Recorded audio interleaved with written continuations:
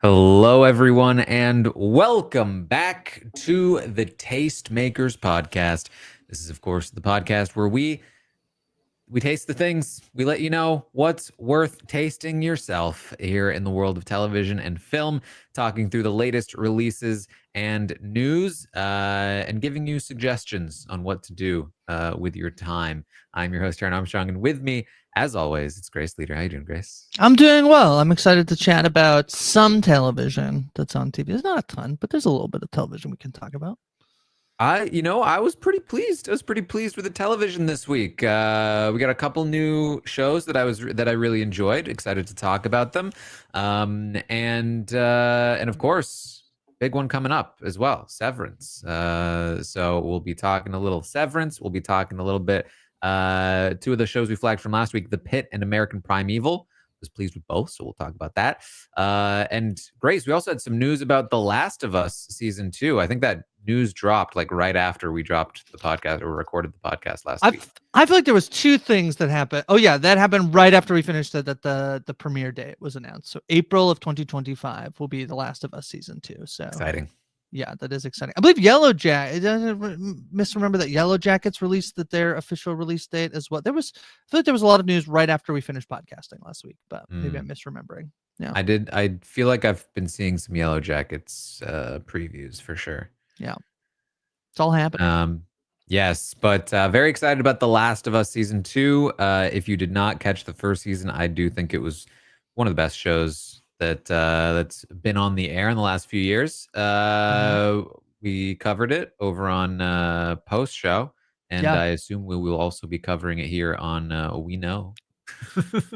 In some iteration, yeah, I believe Mike and I would chat about the episodes. You and I would chat about the episode in the lens of the video game.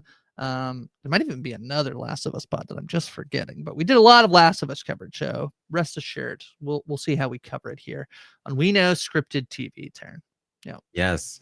And I mean, apart from that, the news has been, I think, slow in general. Obviously, there are massive wildfires still blazing in LA, which is causing all kinds of, damage and chaos and interruption, especially in the world that we are talking about here. The Oscar nominations have been delayed. There's been talk about twice, I believe, already. right. Yeah. So, like, what is going to happen with those is a question amongst, of course, many others.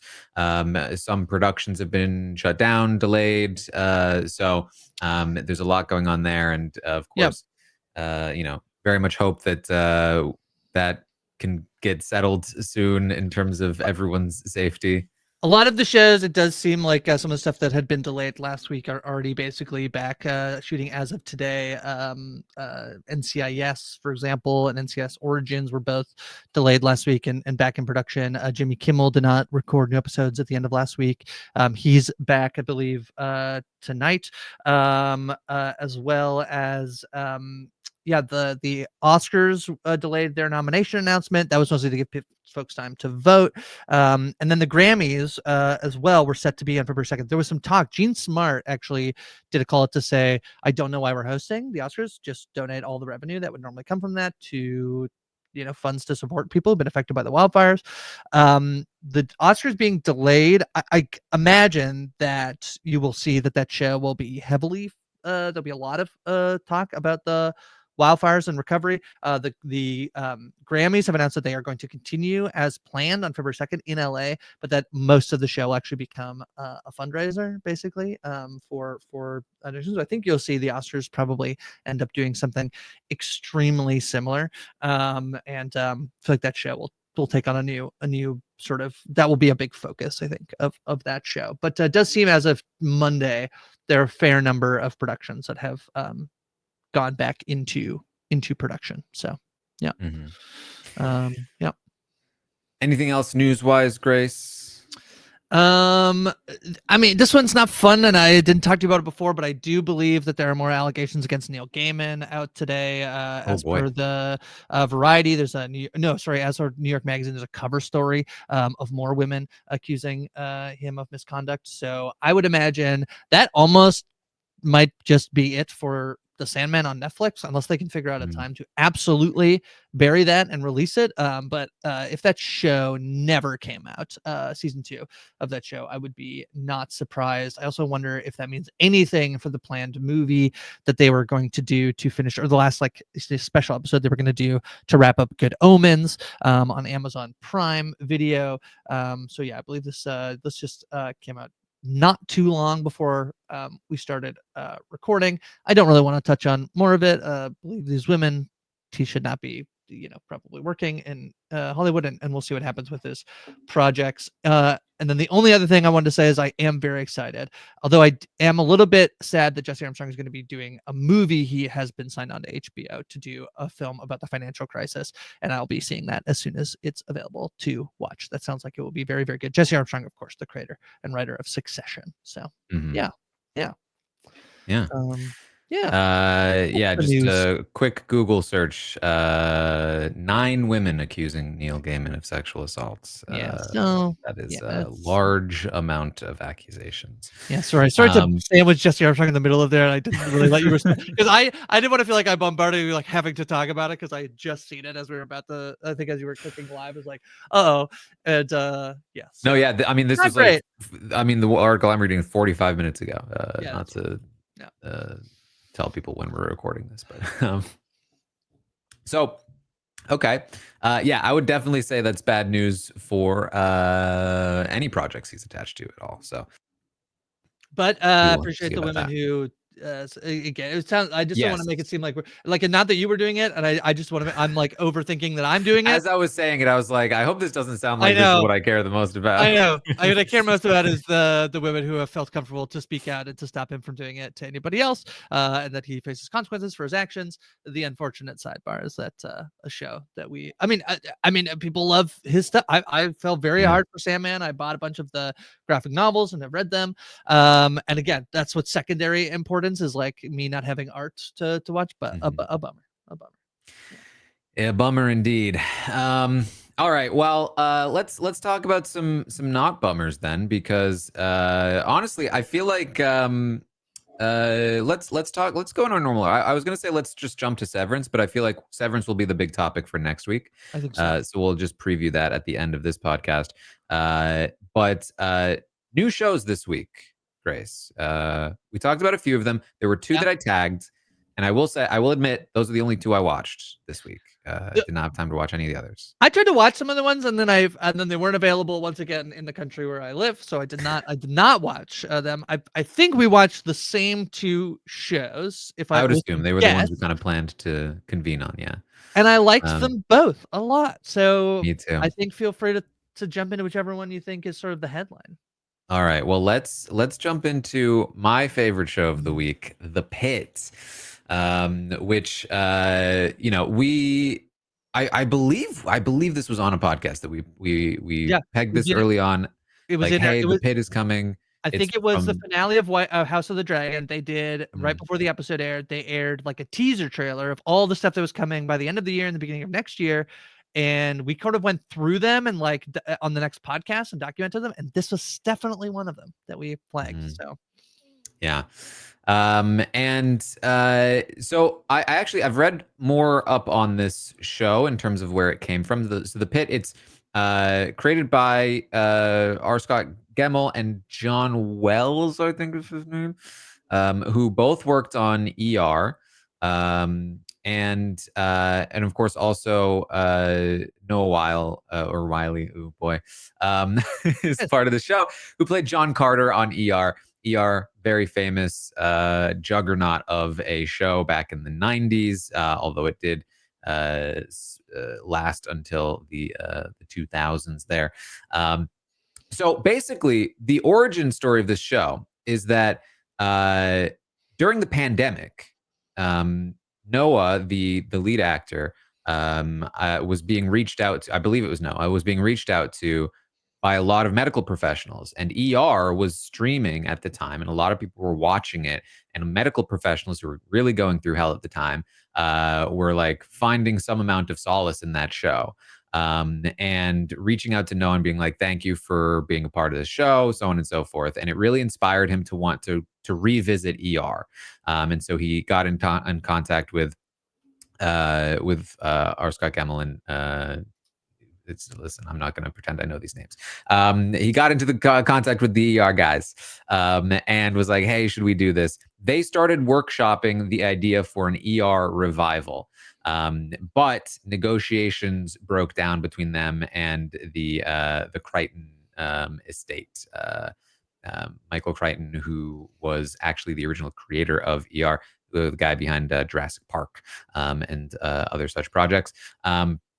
So didn't get the rights to ER, decided to pivot, make a different show along the same lines. And so that's where the Pitt came from. And the premise is that there's going to be 15 episodes. Each episode covers 1 hour in a 15-hour shift. And I think that's a really fun premise. And also, like 15 episodes for a premium streaming show on Max is pretty wild. It harkens back to the days of like ER being 22 to 24 episodes. And I'm not mad about it because I watched the first 2 episodes that dropped and I really enjoyed it. I mean, it really did feel like I was watching ER again. And I realized this when I was watching it, 30 years later. Yeah, just 30 years. I was like, oh my God. I was like, oh, look, there's like new technology. Like I realized in my head, like how ERs work is how I remembered watching ER.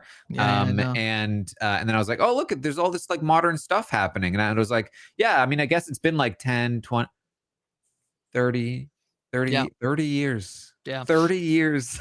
Yeah. I said this in the last spot. ER was not sort of in my wheels. I don't think I've ever seen a single episode of ER. It just was not in the rotation of things that we were watching in my house growing up, and I didn't go and watch it. I've done a little bit of Grey's Anatomy, but not even enough that I could really even say I know that's like different. But I watched the first episode of The Pitt. I will flag that there's a thing at the end of the first episode that I think I'm fine with it, but I do want to flag it that they're very much is like, and I'm just gonna say it as for kind of work, but we get into some flashback COVID stuff that I think your mileage may vary on how much you want of that. I do not know past that turn. You would know if in episode 2 how much that continues to be a thing. I do think it's kind of probably impossible to make a show in 2024 that's set in 2024 where you're going to deep dive into the psyche of someone who works there and to not have COVID be a part of it. And I do think there's a difference between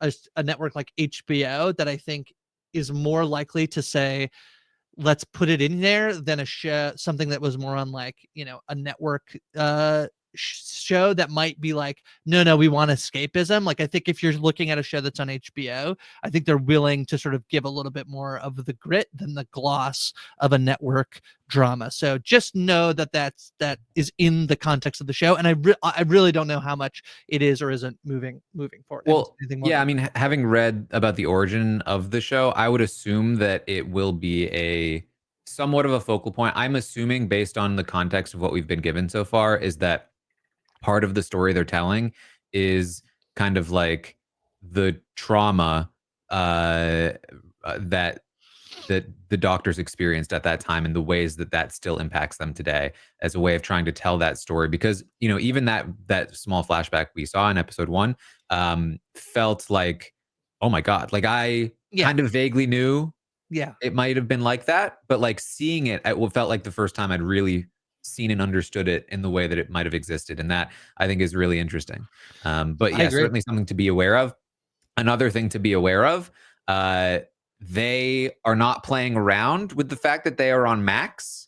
They are not on network television anymore. And they decided that means we are going to, full transparency. This is what you see in the ER. That means I would say extremely graphic medical things are going on at times. And I've seen blood and poop on that show so far. I don't remember if the one that really took me back was in the first episode or the second episode, but there's is it a leg in there? Is it a leg? It's a foot. Yeah, ankle. that's episode 1, I think. Yeah. It's pretty gnarly, so be wary.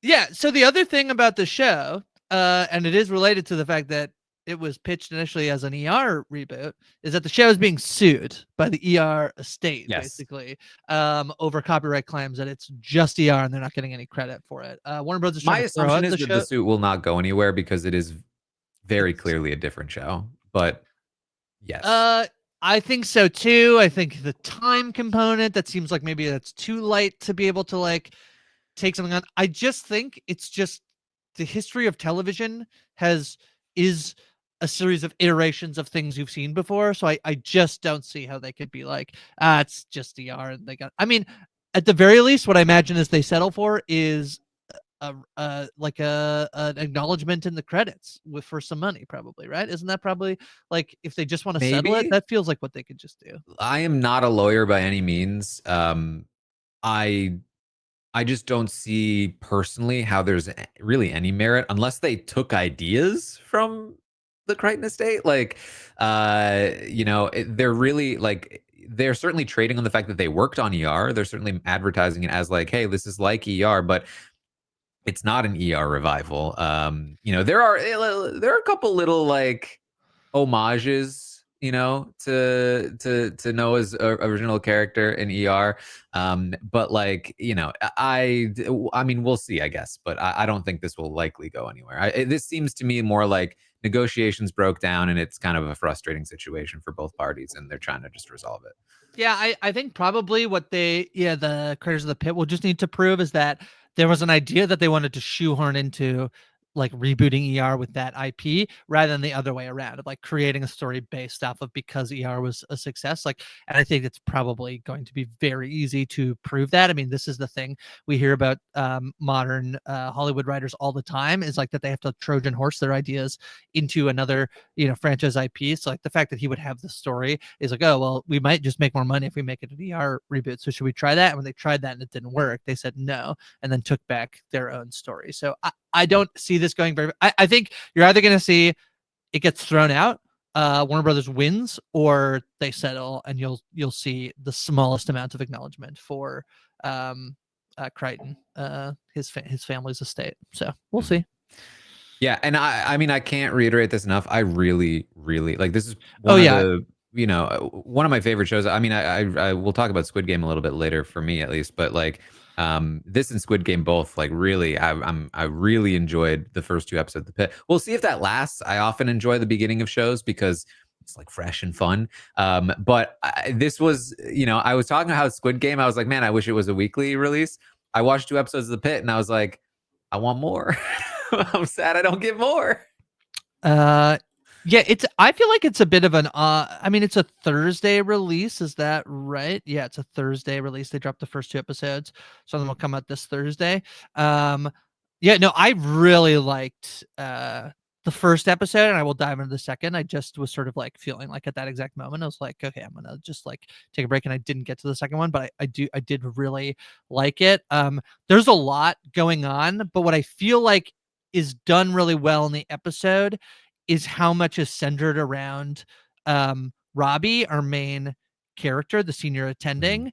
Well, and it's through him that we then get introduced to everybody else. And even by the end of the first episode, you are breaking off slowly, but everybody's first interaction comes um, through Robbie, our main character played by Noah Weil. Like, that's basically, he's our center point, and everything sort of is gravitating around him in a way that I think is really, really good. I think it's one thing I find very hard sometimes about these shows is when you have this, they introduce a lot of characters in one episode. I found them to be set up very well for what their story will be. I do think this is an advantage that maybe hospital shows do have. My experience with this is more Scrubs than anything, which obviously is a very mhm, different thing. But I feel like that thing of like, I can feel like, oh, Robbie's Dr. Cox, these new guys are JD, like they're all like fitting in where I like the structural hierarchy of the way hospitals work, I think actually does make it pretty easy to set up relationships and dynamics in a way mhm. that like sometimes when you're watching a new show and you're like, I don't understand how all these people are connected to each other. I feel like this is so clear from the start, which makes it a good watch while you're watching, like, yeah, some intense stuff happens, Taryn. I think that's a really interesting observation from you, especially because you didn't watch ER. And some of Right. what I've seen about this show, people seem to really enjoy it. You can see the IMDb rating is good. Same is true, you know, on other sites. You know, I was liking IMDb for the visual for this Yes. podcast, but it's not auto playing the thing anymore. I thought that Yeah, was that's good. hilarious. Yeah, that's good. I don't know what happened, but anyway, one of the things that I read was that people said one of the things that ER did really well was having such a great ensemble. And Right. one of the things they were worried about with the Pit was that Noah Weil would be too much of a focus. He'd be like leading the show, and it wouldn't be enough of an ensemble. And I actually feel like your point is really well made here in that I think they are starting that way, but I do actually really feel like the ensemble is very strong. Yeah. Um, and I think maybe what some people forget is that ER started in a very similar way with John Carter and Dr. Green is kind of like your two main touch points in the beginning of that season as you slowly got to know more of the characters. And I do think as you were saying that, like thinking about it, like I do think they really understood the way that ER built up its characters. And I think that they're doing a very similar thing here.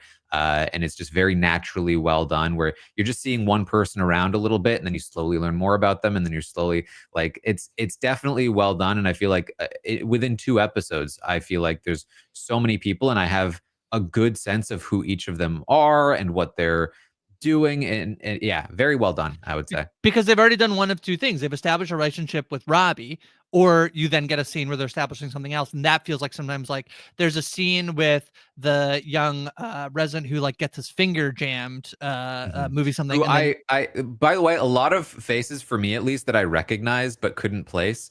And that particular actor was on the British show Ludwig. oh, there you go. Okay, I great. was like, whoa, that's where I know him from. Also separately, Ludwig, I don't know if you watch Big Fat Quiz of the Year, but they put Sophie, Willen, Yes, and David Mitchell together, and that was a delight. they Just were to say that. fantastic. Big Yeah. Fat Quiz of the Year, I highly recommend. And there's Big Fat Quiz of the Year and Big Fat Quiz of Everything. Check that out. Mhm. No, I feel like they've set up at least two relationships with most characters, where it's what's their relationship to Robbie and what's their Mhm. relationship with somebody else. And I feel like that was really well done. And I think that there probably is this urge of saying it's an ensemble show, so we're going to show you everybody and everybody's going to get the same amount of screen time. All these different things are going to be happening. But what I think works really well in this, especially in the pilot, is establishing what the main story is, which is obviously people who work in this hospital and over the course of a day, following Robbie and then branching out. I feel like is really really smart, a smart choice, and actually one that I think the instinct on shows should be to do that more often than to say here's the whole world all at once. Yeah, Like, there's I only agree. so many times where that's going to work as well as somebody like George R. R. Martin in Game of Thrones can be like, okay, yeah, all of this stuff is interesting, but on a lot of other shows it's just too tough to keep track of. I mean, So I love, and this is why part of why I love what's his name, the guy that did the leftovers, the way like his style of television making, where it's like there will be like you're introduced to characters as sort of side characters right. and they just exist in the world and then slowly you get to know them and then I love those one-off episodes where it's like a life in the day of them. But even just in general, like I like being introduced to people on the side and then getting to know them. I think that's a great flow, especially for television. So That's Lindelof. uh, Like imagine Lost was Chamberlain, like, yeah, not following, Matt Shepard, and then like, right, just yeah. him one part of it. It's like, no, it's such the point. Yeah. All right, so that's the Pit. I'm very excited about it. I'm happy. Like, I mean, the good thing about it not being released all at once is that for the next Yeah. 13 weeks, I'm Yeah. just going to be looking forward to the Pit. I imagine, unless it gets bad. So that's very Yeah, but exciting doesn't it for have me. the appeal of like a network show where it's like, oh, sometimes the episodes will be kind of bad, but it's it's fine. There's Maybe. so many of them. Yeah. All right. Well, the other big one that we flagged last week was American Primeval. I was less hopeful for this one. I still don't know why this is not autoplaying. But I really enjoyed it. Granted, I've watched like maybe 2.5 episodes so far. Mhm. I've not finished the whole thing. I think it's 6 episodes total. But yeah, here's the thing. So the basics of this show. IMDb is trying to spoil Taran's thoughts on American Primeval. It's Really, like, what I would don't you know rate why this it's out of not 5? autoplaying anymore. What would you rate this out of 10? It's like, I'll get to it. Uh-huh. Play. So it's taking place on like the American West, and it's one of those like gritty, violent shows. And like, there's an appeal to that for that for me, but like, you know, I feel like I've seen a bunch of them before. I think about that. What was the like Hellfire or something with Common. There's been a bunch of these before. And so I was like, it'll probably be fine. It's actually, I think, better than fine. I think like um, part of my issue with some of these is that they can be a little stale. Like, they rely on the violence for kind of like the juice of the thing, but like otherwise it's just kind of like a bunch of dudes being like, oh, but we are doing the West. That's Jabba the Hutt. You did Jabba the Hutt. Yeah, they often throw in Jabba the Hutt. This feels compelling. I feel like there are characters that I'm actually interested in, to some degree. I will say, I think that are people a little bit too pretty in this show? They're all very good looking. I feel like the main characters, and I feel like they're all a little too clean for the Wild West sometimes. But honestly, I don't mind. Pretty people can be fun. But otherwise, like, I thought it was really man, fun is not, maybe not the right word. Fun if you like violence and character drama. Yeah, no, I like this. I've watched one episode, and it's only 6 episodes, so I feel like I should have watched more. Yeah. But I only watched the first one. I really liked it. I do think that I am probably a little bit in the minority in terms of the critique I'm seeing is people being like, no, it's good, but it's so much dark. Like it's It's just dark. there's no levity. There's like barely, from what I've seen. I've only watched one episode, Taran. But this Yeah. but I will say this is the critique I feel like I'm hearing from people is like there's Mhm. not enough levity. To me, I can appreciate when you do it, but if this is what this is, I'm okay with it being lit darker tone. I'm a big fan of Betty Gilpin. Justice for Glow on Netflix. Like maybe she'll stay around on That's where Netflix. she's from. They just brought Monday Night Raw. Maybe they'll decide to reboot Glow. I'd be a big fan of that choice from Netflix. Um, I like it. I do. It is it's funny. It does have the epicness, and I feel like the thing about a modern Western, I think that there's an appeal about Westerns. I mean, like Yellowstone isn't a Western, but there is something about what it's doing. Obviously Kevin Costner just tried with American Horizon that didn't work, but there's an idea about, I think, Westerns and why they resonate, which is that they are reductive. Like there's so much opportunity for um and a lot of us going west is like the basic human nature of people in the most like primitive American, and I mean that from like the settler point of view of like their life. What I feel like the appeal of the modern ones is that then you can add, like, this is a show that's at a time period where you're dealing with settlers who are going west. You have Mormons. The Mormon group are a big piece of this. The indigenous Americans. Even I was very unsure about the first scene in which we see, I believe it's the first indigenous people's scene in the show, is violence. It's enacted within their own community, and I was like, oh, that's like, I don't like, okay, like, let's see where you go with this, because there's a way to do this that's bad, and there's a way to do it that's like wholesome and telling the whole story of things that have happened. Mhm. So I have not read into whether or not the depictions of things so far have been accurate or feel true or reflective of what it was like, but so far I thought it was a pretty engaging world. And I also have a note, Taryn, we get to it, about Netflix's strategy, and I think this is one that a light bulb kind of came up for me when American Primeval was on. And I did mention Yellowstone, and I don't think this is Yellowstone, but this is kind of like, we're doing Yellowstone. It's basically like we're not doing ER, we're doing the Pit. It's not quite the same, but Netflix, in addition to this, all of their Hallmark movies that they're basically, which are not Hallmark movies, they're just holiday rom-coms. Mm. And there's one other example of something where I felt like, it was Black Doves. I feel like Black Doves is like their slow horses, and I feel Mhm. like I just wonder if we'll start to see more, not copycat, but more like, why don't we just put the things that people like on the platform that everybody has, which is Netflix, you know? Yeah, Uh, I think that makes sense. I mean, they've always had like quantity on their side, um, and so well, these other streamers can basically be a little test subject for what might work on Netflix, right, right? Of like, yeah, oh, you just had a take like yeah, successful English spy thriller. Why don't we just do one over here on us? Oh, you had a successful Western. We'll just do one over here on our platform. Like, that's bad news for all the other streamers, I think. yeah. And honestly, I mean, it's working. I really liked American Prime. There's one thing. So one other thing about American Primeval, it's sort of so I think maybe one of the reasons I like it too. There's kind of three major factions going on. Yeah. Hmm. There's like the U.S. government. Oh yeah, I didn't mention the U.S. government before, but yeah, they're There are American. the native tribes, Yeah. and there are the Mormons. Right.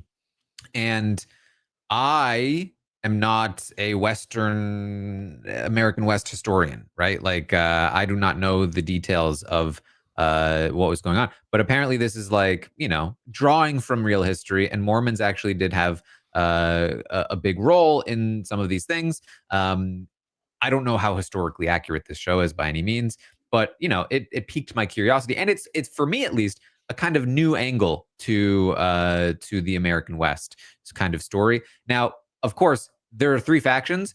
Within those three factions, it's not like, oh, they're all on the same page by any means. So there's a lot going on, and then within all of that going on, there's like the smaller story of these main characters that you can kind of see on the screen here.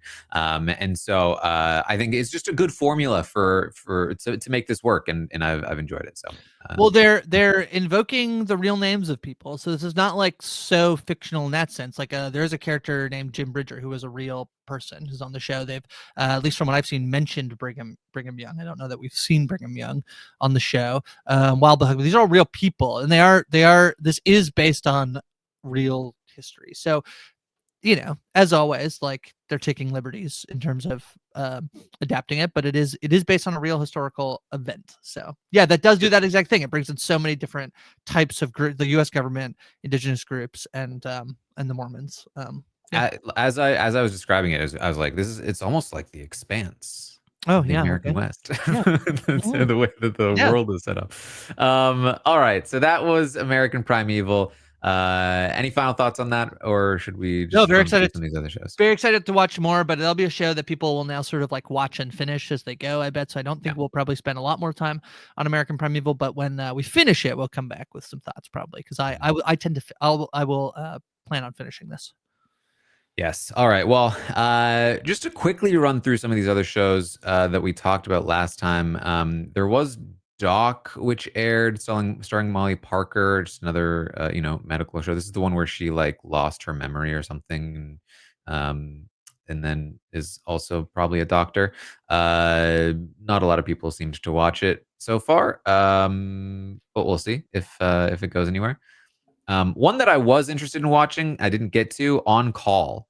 We talked about this last week. The cop show that was about a pair of police officers on patrol. Um, People have said it reminds them a little bit of Southland, if you were a Southland fan back in the day. And also, speaking of ER, it's got Eric LaSalle in the show as well, who was one of the main characters on ER. So ER is having a little bit of a moment right now, but I do want to check this one out. It seems like people are responding decently well to it, so I'm curious to see how it goes. Not usually the biggest cop show person, but could be fun. It's funny. I feel like the reason I missed this, and it didn't even come up for me after we talked last week, which is because I don't feel like I go to Amazon Prime Video a lot just to be like, what's on, or Mm, that I'm yeah. going to something else and I get caught. Like, I it's like, always go, yeah, I oh always go yeah, to Amazon specifically for a show. yeah, that's what I'm saying. I don't, Yeah. or like if I'm going to, the other thing too is like, I guess I just don't watch them. And whereas Netflix, I know I'll at least be watching something on there that I then get hit with like, oh yeah, right. That like that was on this week and this is just not one for me. Crave, that's basically my HBO Max. That's like, we don't have Max, we have Crave. So that and Netflix are the ones I definitely use the most. And I'm like, oh yeah, okay. But Amazon Prime, I'm never just like on it, Yeah. Mhm. Um, Shifting gears also, and now it's Oh, audible. for Shifting Gears. We have to watch the Shifting Gears. I did see trailers for Shifting Gears, and I have to say, no, thank you. I will be passing on Shifting Gears. This is the Tim Allen, Kat Dennings sitcom, it looks like. And it has a 6.0 on IMDb, which is honestly higher than I expected given the articles I saw, which is that it was Tim Allen's worst show, which is saying a lot. So apparently not great in general. I'm good. I'm okay. I'm good. Safe Harbor was the show with Alfie Allen and Jack Gleason from Jack Gleason's Game of big return. Thrones. Yes, return to acting. And again, not a lot of response yet. But kind of mediocre response, I would say so far. But I'm still curious. I think if people have checked any of these out, you should let us know if you liked or disliked. We will do our own, digging and investigating whether they're good, but interested whether anybody did check these out and whether you think that they're worth watching. Mm-hmm. Goosebumps. I believe it was the second season of Goosebumps started. It is. Really no word on that. I think it's just the same as before if you liked Goosebumps. I'm still honestly kind of curious because I grew up reading those books, but it's not exactly high priority for me. And then Better Man. Oh yeah. At the box office. Yeah. Okay. This is where I'm like, I love talking about the box office. I love talking about it. There's another movie that came out this week, which is Den of Thieves 2, which that's what kind of won the box office, but it did about $15 million. So we're in January. We're in the doldrums of January. So first of all, it'll be a surprise if anything breaks it. I'm interested in the box office mostly because I think it's interesting in terms of what people do go watch, but also I think it's interesting in terms of what does well and then what might else get made, right? And so, but I do think we sometimes talk about movies wrong because this is a movie that for no real reason should do that well in America. Robbie Williams is not famous enough in terms of being somebody who's famous enough in America, I think, to warrant like a big breakout box office thing. But what will happen, and a lot of actually this film feels more than anything a little bit like a play to, there is this thing right now where you kind of do have to have somewhat of a theatrical run to then be on streaming. I think I talked about this last week, if not the week before. And so I think that this will go to a streamer, not very long from now. It'll go on VOD for a bit and then it'll be on streaming. And people will be like, wow, that was actually like pretty good. And that's what the conversation about this movie will be. It's a very unique biopic. Obviously, if you're watching the trailer, he's played by a monkey, a CGI monkey. Nobody else in the movie is a monkey. It's fun. I like this movie a lot. I think the music is good. I mean, like, there's a reason why Robbie Williams is famous, even if he's just famous in the UK. So, yeah. Yeah. I mean, that was my biggest question, was like, why did they release this? I think I saw that Paramount paid like $20 million for like the distribution rights in the US, and the movie itself was like over $100 million to make, and it has not made that back even remotely. I think it made like $1 million over the weekend. Domestically, I think it's made 10. So that's so there you go. But it's from the Greatest Showman team. So, and the other thing too, and the Greatest Showman did very well. Man, that thing was in theaters forever. Also, I know that it's silly to think like, oh my God, why are there so many musical biopics? The reason there's musical biopics is it is similar to franchise IP in the sense that, Taran, are you on TikTok? The I Always Wanted a Brother song from The Lion King is all I've heard for the last 8 days. It's all I've heard from The Lion King or from Mufasa? I've always wanted a brother. Yeah, from Mufasa. It is the catchiest song it's clearly the best song, but there's a trend of people like brothers who like, so they're the sisters put the brother and then they like lean in. They're like, I always wanted a brother. And it's just a TikTok meme. And it's all I've heard. And then I'm like, oh yeah, that song is pretty good. I went and found it on my Spotify and I've been listening to it all week, separately from when I see it on TikTok. So the play, I listened to a bunch of Bob Dylan after I went to see A Complete Unknown too. The play of a musical biopic is franchise IP that is essentially, how can we make you listen to the music? So all that really, like, this movie, obviously they want to do well financially. They don't want it to bomb, but also if people go listen to the music, I've already seen people sharing some of the musical numbers from this movie on TikTok and on social media as well. So like, that's what the play is of musical biopics, of like, get people to listen to the music. The more it gets streamed, the more that gets bought, the more blah blah blah blah blah, the better it is. So yeah, And again, it is a movie that people seem to enjoy. So it's good. yeah, interesting. Oh. All right. Anything else from this week that you wanted to bring up? I wanted to watch it, but I couldn't find a time where I didn't want to be doing something else at the same time, so I couldn't. Which I wanted to watch The Breakthrough, which keeps being promoted to me on Netflix. The Breakthrough is a Swedish true crime thriller about, I believe, investigating a cold case, if I'm reading it correctly. Let me just see. When a shocking double homicide goes unsolved for 16 years, a detective teams up with a genealogist to catch the killer before it becomes a cold case. So it's not about a cold case before it becomes a cold case. And it's Swedish.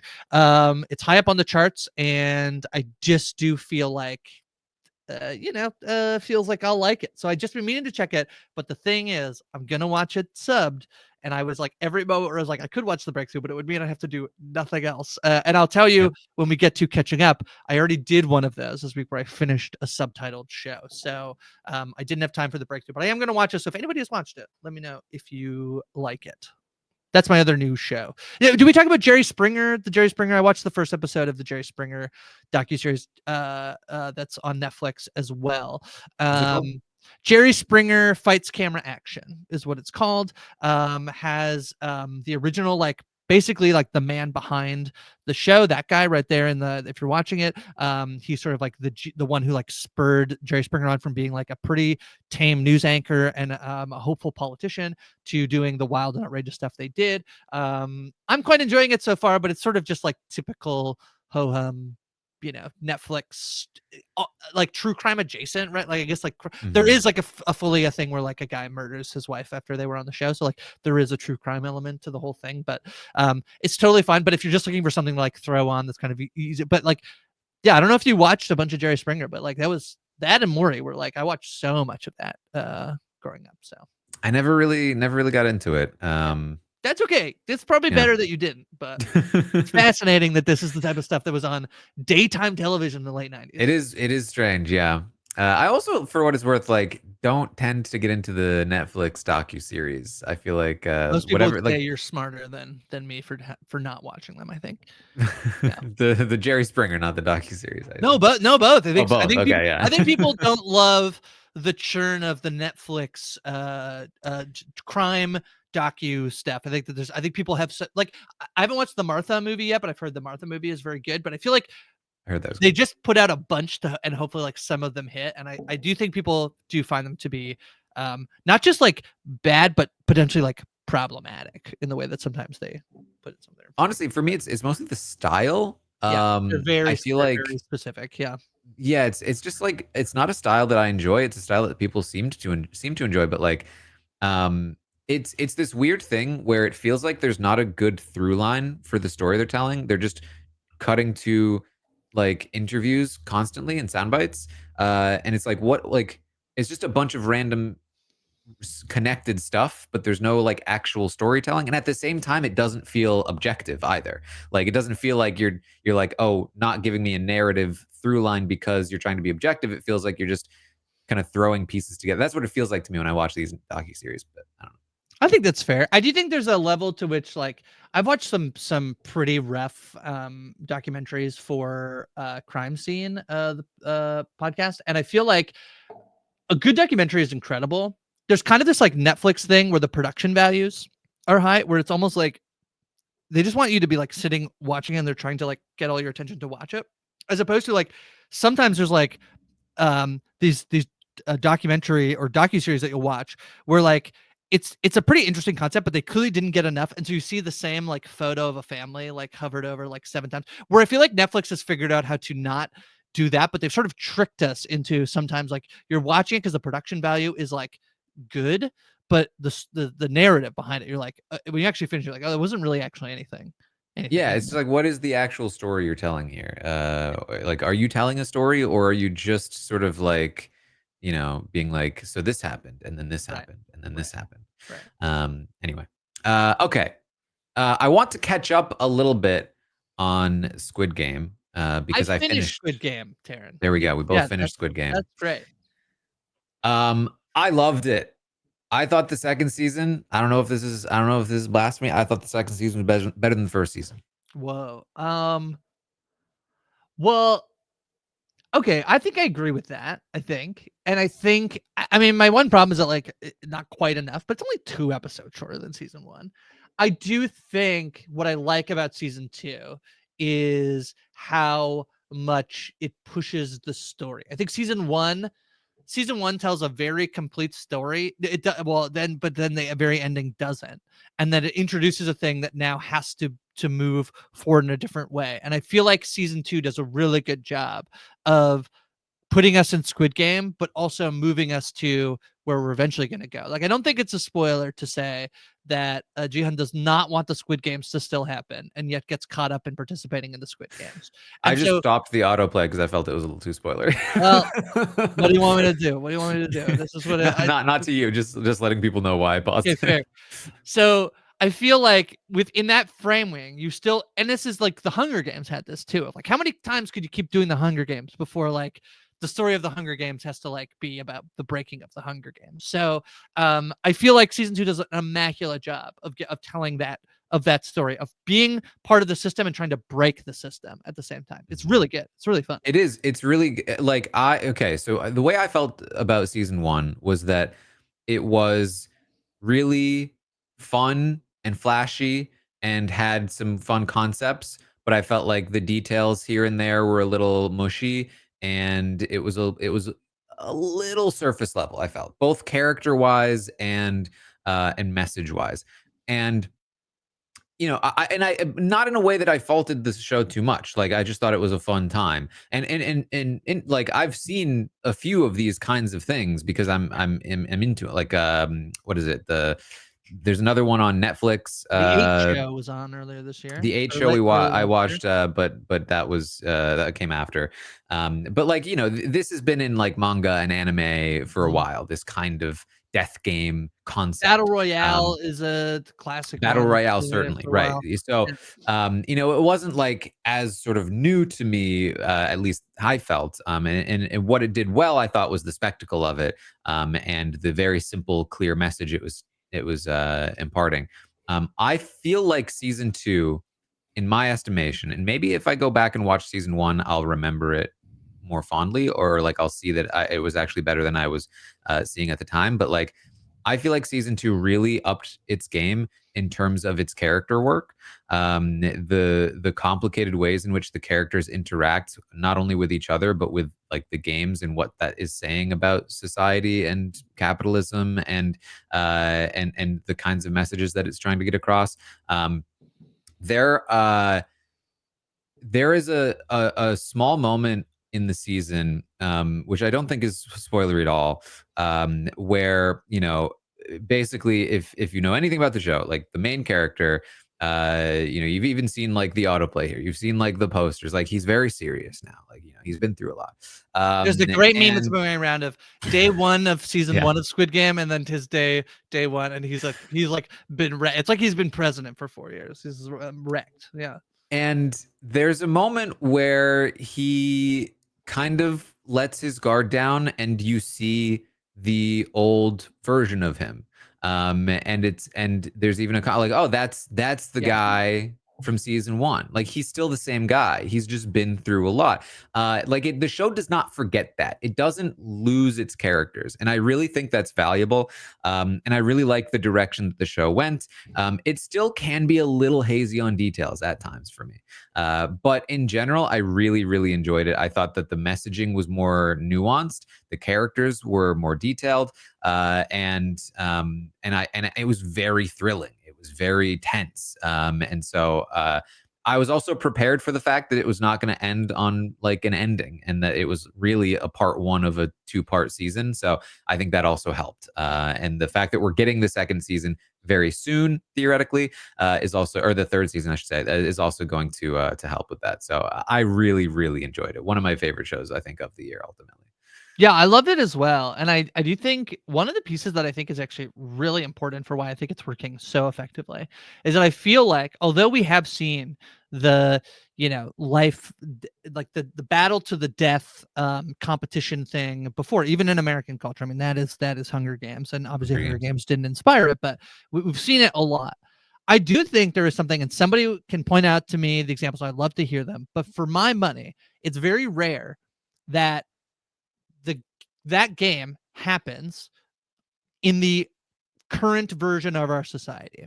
Often what's happened is there is a totalitarian, fascist, sci-fi, dystopian future. They've quelled a rebellion, and we're doing this thing as like an example of, to show you that you can't rise up and to put you in your place. Like that's the Hunger Games, right?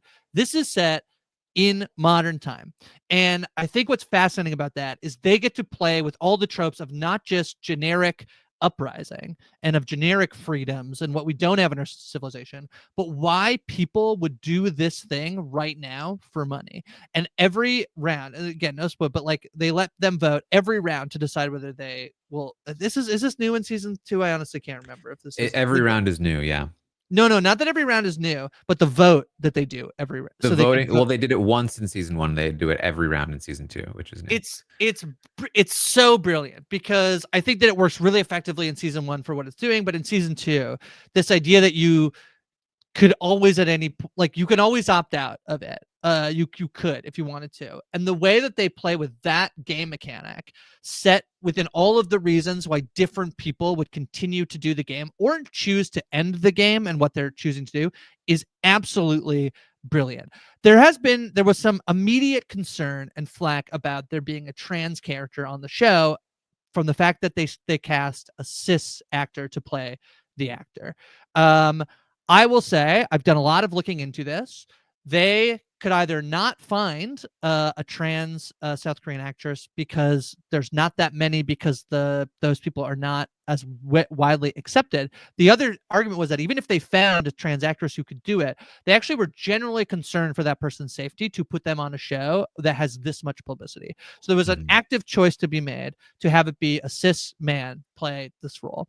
There's the other thing where it's early in the transition, and so part of that is the story of like this person transitioning. So there's an idea that I take all of that for stuff to be far more important than this piece, because I think that you can work around the secondary stuff. I've seen a lot of stuff this days where they'll just take the trans actors and like Amelia Perez does. So they were like a big critiques about that movie, but they just put the trans actress in like prosthetics makeup to make her look like like a pre-transition version of herself. So there's ways around that, but all that stuff at the beginning is so important to tell that story.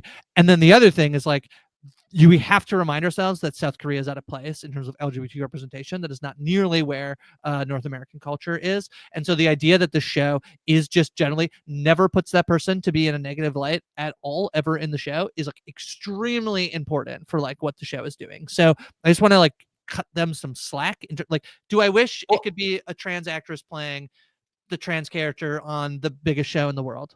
Sure, yeah. It just actually probably wasn't feasible for them to do that.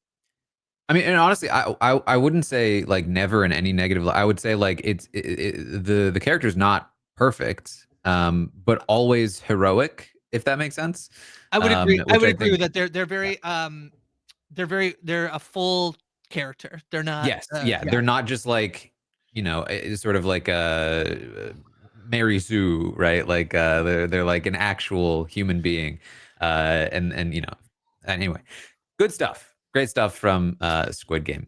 It's really good. I really Um, love it. I'm excited for the next season, and which should be coming out next year, but barring any delays. So yes.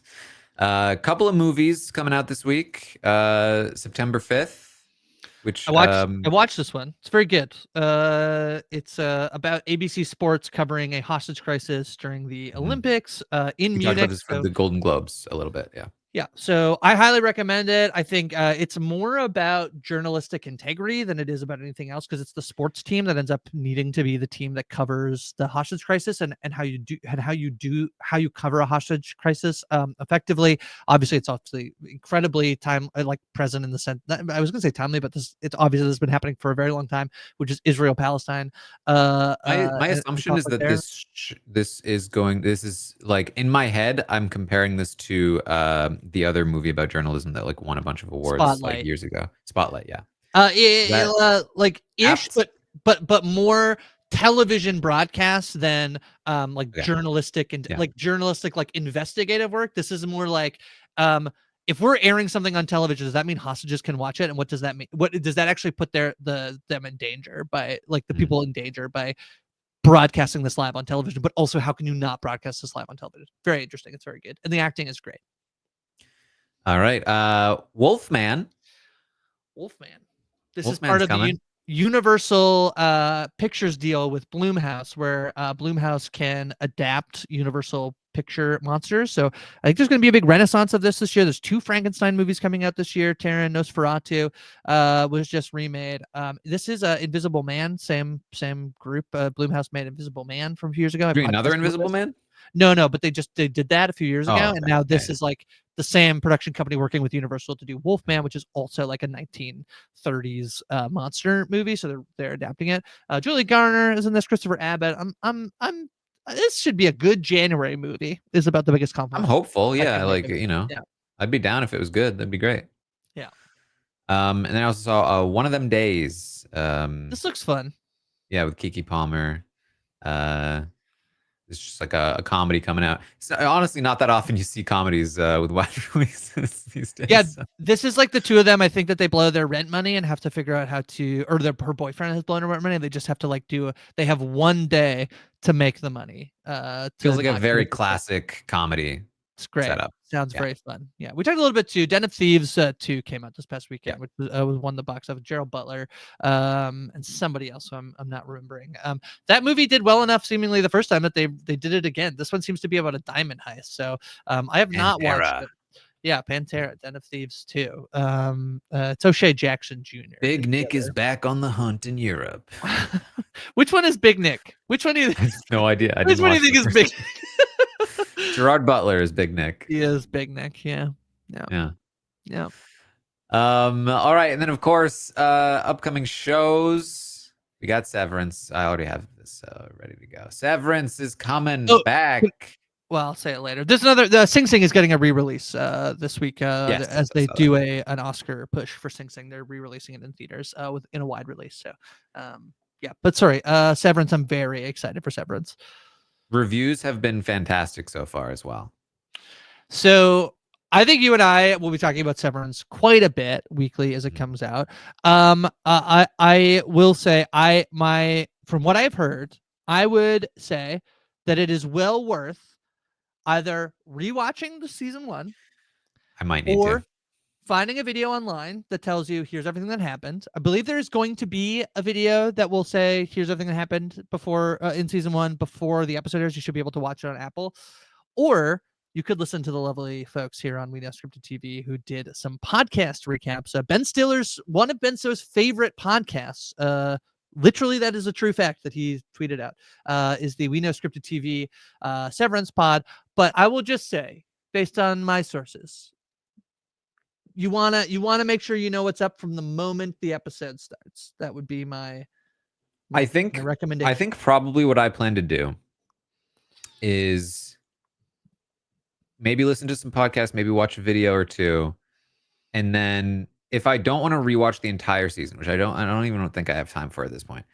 I think what I would do at the very least though is watch the finale You can again watch the finale. Yeah, after the recap stuff yeah, because of how the finale ended. yeah. Like I would need to get back into that headspace. You know what I mean? Like that was quite the headspace, and I need to get right back there, I think. Yeah. So yeah, that is that is what I have heard. I've seen. I think Terry, you and I will be chatting about it. I'm hoping I throw this out there. I'm thinking that I know that we will have the We Know Severance pod happening here on We Know Scripted TV. But I feel like we might want to, when things get interesting, carve out some time at the end of our pods each week to maybe talk Severance in full spoilery details, which we refrain from doing most times. But this is a show that I think is well deserving of it. Mhm. Yeah. Yes. So Severance, we'll I'm sure be talking much more about that next week. Also, Castlevania Nocturne coming back for a second season. This is not a show that I particularly enjoyed, but a lot of people really like Castlevania on Netflix. This is a show that I think I would like if I watched it, but again, this like genre I don't get into. But I've been running a campaign for like 2.5 years. The basically like Dracula D&D, and so I feel like I would like it, but I never done it. Never checked it out. It's just for whatever, like, I keep thinking I should be able to, but I just never have been able. Like, I don't know. This animation, the animation shows that Netflix puts out. Like, I can get into anime, but for whatever reason, this is just not working for me. But a lot of people really like it, and people are very excited that the second season's coming out. It's been a while, so there you go. Okay, fun. I think that's it. Yeah, I think that there are some shows maybe with like some shows that I have not watched that are like I see are like coming back with new seasons on Netflix. Like I think there's a show called The Recruit and The Night Agent. Like these are shows I have not watched that I have heard are coming back. And then Alice in Borderlands. That's the one I was thinking of. I was trying to think of the show that was like Squid Game. Am I just too early on this that we would do this a future week? But I feel like that is coming soon. If I am, I think. Let me maybe see. I'm a week. So I might be a week ahead. yeah, I think you're a little ahead. Night Agent is coming, I think, the following week. And let's see, Alice in Borderland. It already had. I actually didn't even watch the second season yet. Alice in Borderland is already out. I think it's just. I think it's just the second season. I don't have they announced the third season. Maybe they had. Maybe I'm just. Maybe I'm just. I don't know why I thought that, but I thought. I could be wrong. I could No, I think they. Well, maybe they. Oh, do you know what the probably is that they said last year that it's coming? So probably this is just the algorithm being like, you should watch it because it's definitely coming back. I'm seeing, return to Netflix in 2025. I don't know if I have No a official distinct date yet. Yeah. Okay. Well, there you go. Yes, the Night Agent. Pretty interesting. That or sorry, not the Night Agent. What was the other one? The Recruit. The Recruit or Alice in Borderland. No, you know what? The Night Agent is the one I was thinking of. The Night Agent was I think that one did very well. You know what? We'll talk about it next week. Yeah, it comes January 23rd. I'm a week ahead. Apologies. I've messed up the whole flow of the show. No worries. Yeah. All right. Well, that is what we have for you then next week. We'll be talking some Severance. We'll be talking there are a couple other shows coming next week as well that I think fit in that vein, like Prime Target and stuff like that. So maybe we'll be a little bit spy oriented again next week. But anyway, that's what we have. Thank you all so much for joining us. If you enjoy the Tastemakers, make sure you're subscribed to the We Know Scripted TV feed. If you enjoy watching, if you want visuals, you can check out the YouTube channel. You can see the visuals and see me struggle with the autoplay on IMDb. And if you like the podcast, make sure you tell people about it. Let people know. Be like, hey, you should listen to this podcast, and we can talk about the things. We can talk about the shows that they're talking about, and then that would be good. And then we can do more podcasts. It'd be great. So do all of those things. Grace, anything else? No, that's it for me, I think. All right. Well, thank you all so much for joining us here today, and we will see all of you next time.